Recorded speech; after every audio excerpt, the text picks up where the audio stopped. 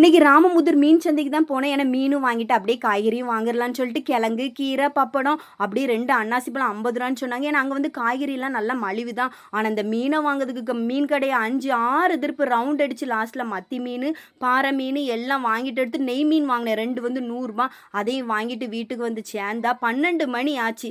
அப்புறம் வேகமாக படபட மீனையும் வெட்டி எடுத்து மீன் குழம்பை வச்சுட்டு இன்னொரு அடுப்பில் பருப்பையும் அவிய போட்டுட்டு கீரையும் வெட்டி எடுத்து இந்த நெய் மீன் ஒன்று நம்ம கட்டியை வச்சு லாஸ்ட்டில் வந்து மீனை இறக்கி விட்டா தான் ரொம்பவே நல்லாயிருக்கும். ஏன்னா நெய் மீன் வந்து சுவை வந்து கொஞ்சம் கம்மி தான். நம்ம கிரேவியை கட்டியை வச்சு லாஸ்ட்டில் மீனை போட்டால் ரொம்ப நல்லாயிருக்கும். பருப்புக்குமே தேங்காய் எல்லாம் அரைச்சி எடுத்து போட்டு எல்லாம் வச்சு எடுத்து முடிஞ்சாச்சு. லாஸ்ட்டாக மீன் மட்டும் தான் பொரிக்கணும். இது வந்து நேற்றைக்கு வாங்கின அயில மீன் தான்.